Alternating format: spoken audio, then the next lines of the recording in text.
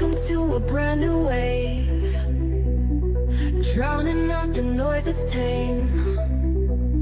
Liberty whispers through the brave, breaking free from every chain. Nullify the rules they crave, crypto beats that pave the way. Anarchy with minds that's safe, algorithms new dawn today. Out of bounds and out of sight, building futures pure and bright. Escape the grip and win the fight. Welcome into the legacy ride. Beyond control we take a stand, casting off the iron brand. Freedom flowing through our hands, revolution's our command. Decentralize the way we plan, all together we expand. Breaking shackles for the clan, in this journey we're unplanned. Out of bounds and out of sight, building futures pure and bright. Escape the grip and win the fight. Welcome into the legacy ride.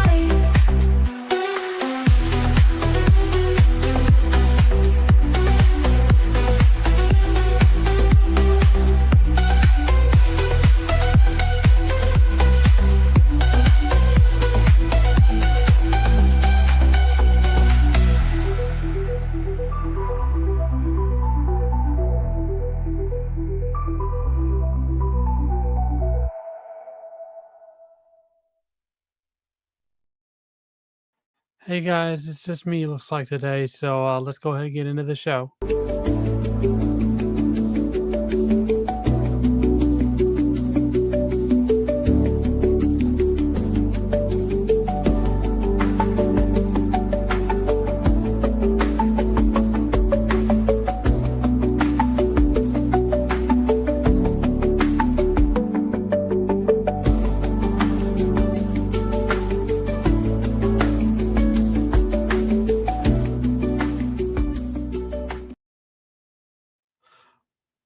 Well, it looks like Mamdani is trying to open up public public grocery stores in New York, and I got a video here. We're gonna run over and look it over and see what we think about it. Let's go ahead and jump on in. I think city-funded grocery stores are a good idea where they are needed. We have a small town. It was a necessity for us. I'm Keith Van Leeuwen. I'm mayor of St. Paul, Kansas. Population 650 people. The store is profitable. It is about 1 to 2% profitability a year. Our workforce, we have 2 full-time people and 13 to 15 part-timers. St. Paul's Supermarket in St. Paul, Kansas stands out as a successful city-owned grocery store. Just 10 miles away, Erie Market offers a stark contrast, having closed its doors after several consecutive years of losses. My name is Mayor Butch Klingenberg, Erie, Kansas. We are a town of about 960 to 1,000 in town. In 2020, we purchased the Erie Market grocery store in Erie, Kansas, and we had 1 profitable month. And then after that, we were bleeding. We made no profit. And this went on clear through 2024, and we had to lease it out. Lease it out or close it. City-owned grocery stores are gaining significant attention lately, as Zohran Mamdani, the winner of the New York City Democratic mayoral primary, is proposing a network of these stores. Municipal grocery stores, I proposed a pilot, 1 in each borough. That's 5 in total, at a total cost of $60 million, less than half of what the city's already set to spend on subsidizing corporate supermarkets at a cost of $140 million. Many skeptics doubt that city-owned grocery stores could succeed in a big city like New York. CNBC visited 2 smaller cities in Kansas to find out how the model works and whether it could be replicated in larger cities.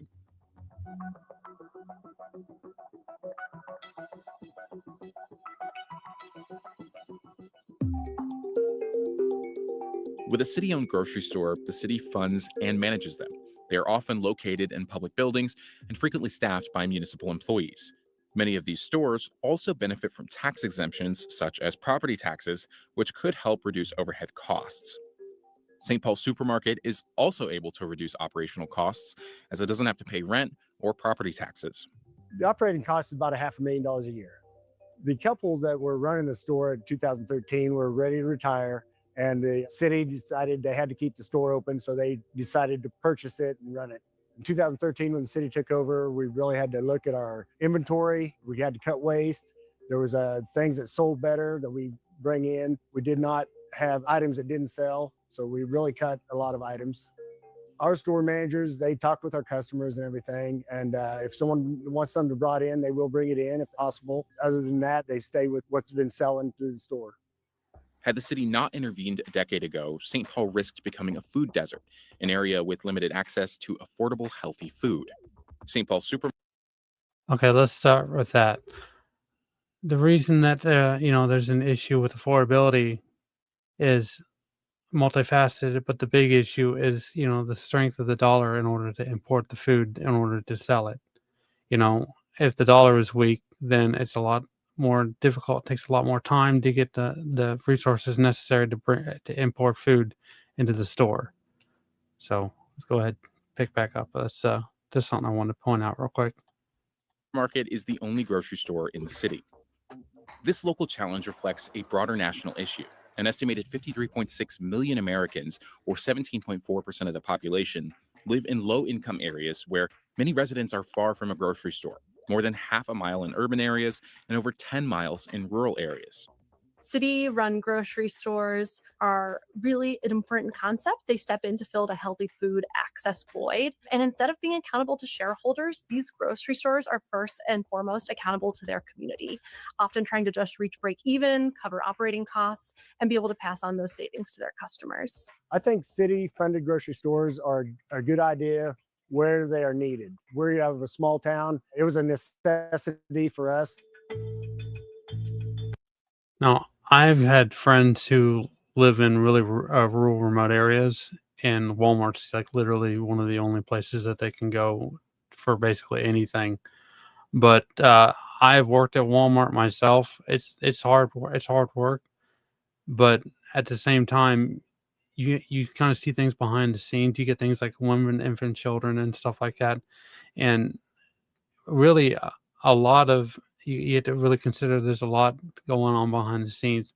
Uh, when you're talking about city-run grocery stores, I can't remember if they mentioned it, but I've already watched this video. But you know, they're playing a tilted game because they don't have to pay property taxes or anything like that because they're the city, and so it's a apples and oranges comparison.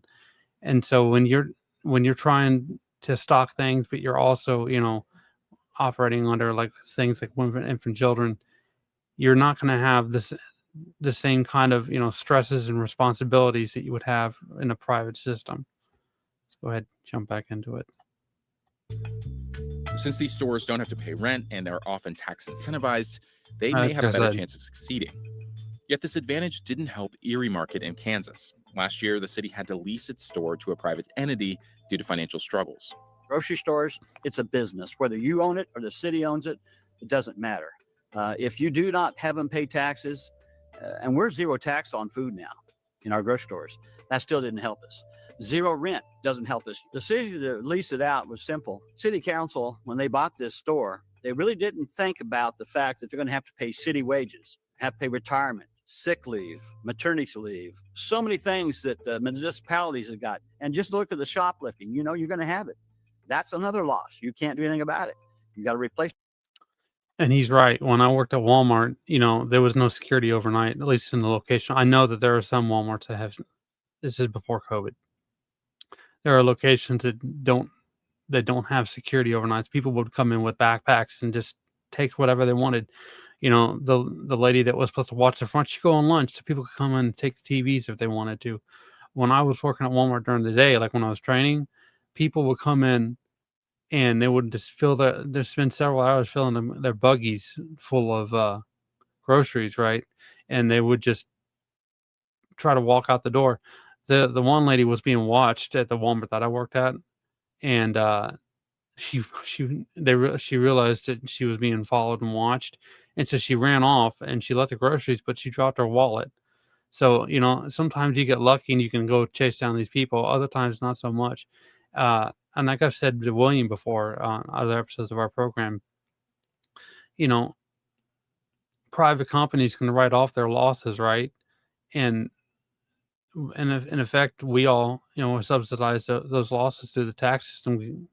And so it's not going to be the same play with, a state-owned, city-owned, whatever, private, public grocery store. There's, like I said before, there's going to be different changes and there's going to be an adjustment and everything. And there's going to be different rules, and it's on steroids. The losses from the city are just going to go out to the taxpayer more and more. And so you really have to think about that when you're jumping into running in a publicly owned grocery store. So those groceries, nowhere to sell them. Other city-owned grocery stores have met the same fate as Erie Markets. Caney Grocery, located about 70 miles from Erie Market, hasn't been profitable, according to Mayor Josh Elliott, which is why the city is trying to sell it. In 2024, Baldwin Market in Baldwin, Florida, closed its doors due to low customer turnout, according to the Florida Times Union. Municipalities aren't designed to run a grocery store. It's pretty obvious, folks, that if you're going to run a grocery store, that's what you need to be coming from, somebody that ran grocery stores. Cities don't know how to run grocery stores, period.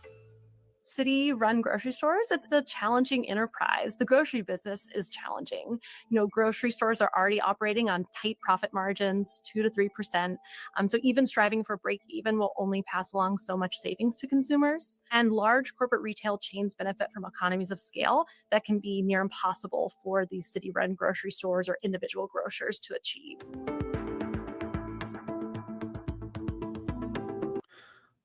Another thing to think about is that most grocery stores have unions, right? Walmart's the exception. But when Walmart loses business and they can't, maintain profit at a certain level within a business, within a location, they shut the whole store down. So, like I said, I have friends that live out in remote areas, and Walmart's basically all they got. If that store's not making enough money, the whole city's screwed. And so it's really up in the air about how things are going to go. And like I said before, the taxpayers are subsidized losses for people who are running city-owned grocery stores. So tit for tat. Consumers living in U.S. urban areas have been affected by the rise in grocery prices. Over the past 40 years, prices have tripled, putting a strain on household budgets. To put it another way, what $1 could buy in groceries in 1985 will cost more than $3 in 2025. Zoran Mamdani is advocating for city-owned grocery stores to make food more affordable, and the idea is gaining traction. A March 2025 survey of 854 likely New York City voters found that 2/3 support the creation of municipal grocery stores. These stores will operate without a profit motive or having to pay property taxes or rent, and will pass on those savings to you. However, critics of Mamdani, like John Catsimatidis, CEO of New York-based supermarket chain Gristedes and D'Agostino and supporter of President Trump, don't think it will work. Catsimatidis, who is threatening to close the chain if Mamdani is elected New York City mayor, says there are so many variables involved in running a grocery store in a city. Almost every grocery store works on a profit margin of 1%, 2%. So everything else is the same. If everything else is the same, if you cut our rent, if you cut our electric costs, then we could sell for the same prices that Mr. Zoran wants to sell for. The only differential is if we're making 2% and he doesn't want to make it, that's not going to change the prices of the product. People are union workers. They deserve to work. They deserve to get paid. They deserve to be treated with respect. And Mr. Zoran, I don't think he knows anything about that. He has a great smile and a great gift of talking, but no clue about what the real world is all about.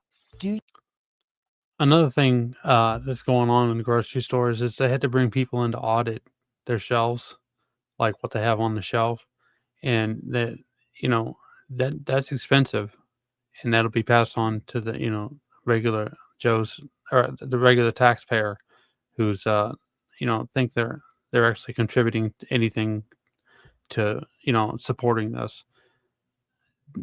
There's just so many things that goes on behind the scenes. It's not even funny. You not need the support of a billionaire businessman like John Catsimatidis? I don't know if I need his support specifically, but I want to make clear that my vision for this city is a vision for every single New Yorker, including business leaders across the city. And the reason I say that is that my proposals, even the ones to increase the top corporate tax rate of New York to match that of New Jersey, are ones that would also benefit those business leaders. Because when I have conversations with them, what I also hear, just how expensive this city is preventing them from attracting and retaining the talent they need to grow their business. The population size of huge cities like New York could present an opportunity or a challenge. St. Paul Supermarket operates successfully in a town of fewer than 700 residents, while New York City boasts an estimated population of over 8.4 million. I think the bigger city would have a lot more difficulty running the grocery store than our smaller community. Everyone knows everyone here. It's easier for us to get help. I think the bigger city would have more trouble running the grocery store.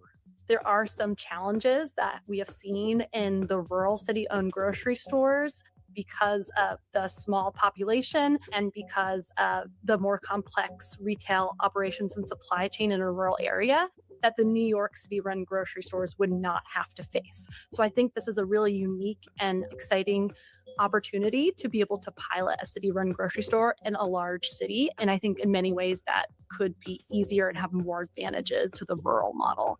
Some smaller local business owners also oppose the idea of city-owned groceries. Fernanda Mateo, spokesperson for United Bodegas of America, argues they can't match the prices of the proposed city-owned grocery stores and risk being pushed out of the market. How are you going to try to come in and disrupt our livelihood? It's not going to happen. The concern is that city-run grocery stores and being able to put healthy foods at affordable prices could threaten the existing businesses in New York City. And my hope would be that in creating a marketplace in which there are more affordable food prices, that other businesses could rise to the occasion and provide competitive prices as well. So I think it would be a shift to their business model, but hopefully to the benefit of consumers. And we've seen different independent retailers through cooperatives and other models coming together to collectively source food and beverages at lower prices to be able to then pass on those savings to their consumers. So hopefully in the long run could be, beneficial and streamlined efficiencies for, I'd say, both consumers and local businesses. Mamdani did not respond in time to our request for an interview.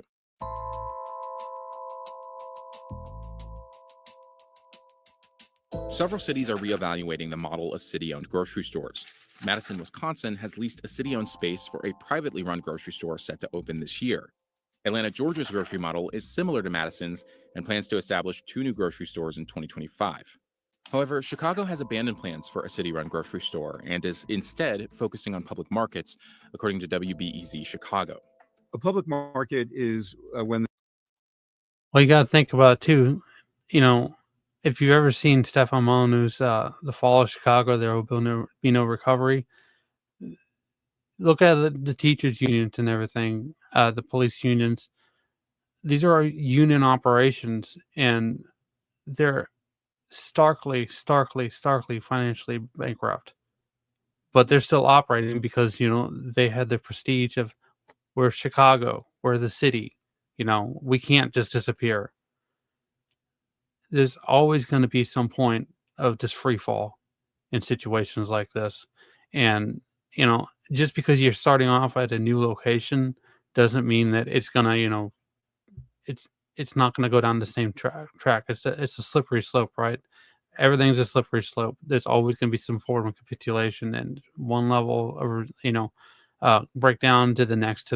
And just because you started at a big city or a little city doesn't mean you're not going to fall down the same track. Let's get back into the last of this.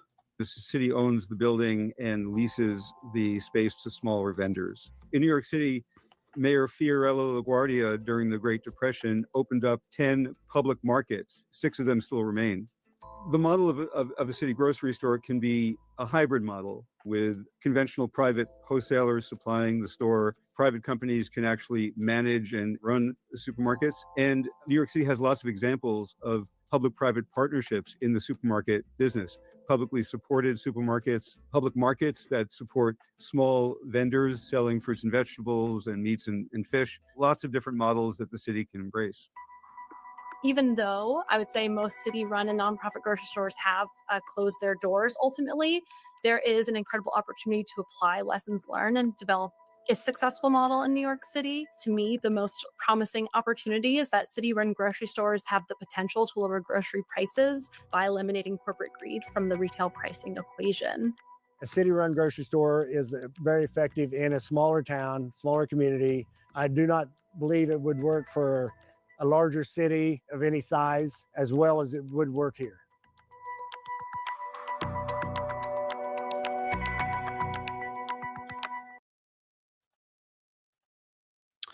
Yeah, just real quick, I wouldn't support a city-run grocery store. That's far more concerning than big business. Yeah, I mean, you're not wrong. One grocery store is a lot, less complicated than multiple grocery stores operating on the city model. It's just it's a cascade effect. Like I said before, it multiplies with interest. The problems complicate and they just continue to grow. So, well, I'm glad that worked for you. Just kidding. No, I mean that's kind of cool. But yeah, I mean, I just really don't see it happening effectively as someone who's worked at a regular grocery store. There's always going to be somebody smaller who's gonna. I mean, look how every time that there's some sort of operation, and like they try to nail break down people who are breaking regulations or whatever. I mean, there's always somebody comes in to subvert the market, and it's playing whack-a-mole. You're not going to win. But that was our episode for today. You can see how much fun it is trying to be a grocery store manager in New York, I guess. It's just they think that they're getting ahead by saying, appealing to unions and stuff like that, but it's just not going to happen.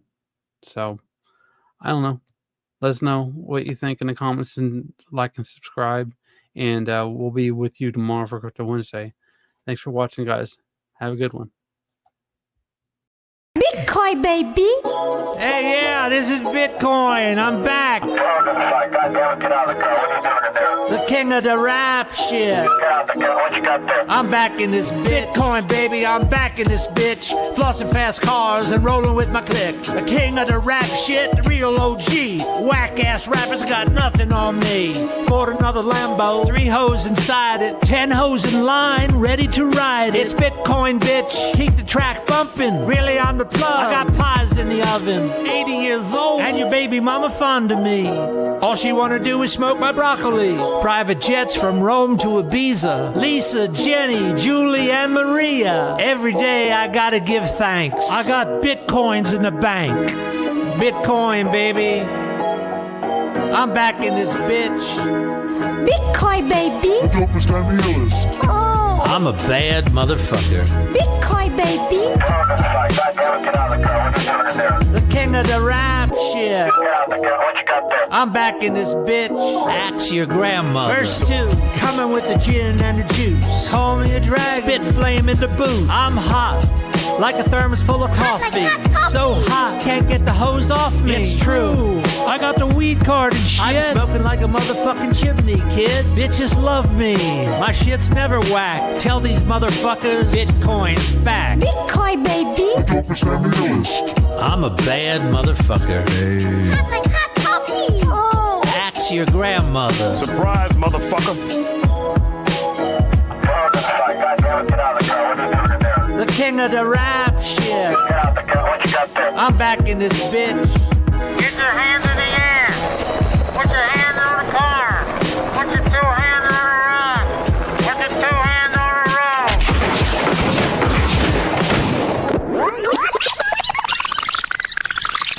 Bitcoin, baby.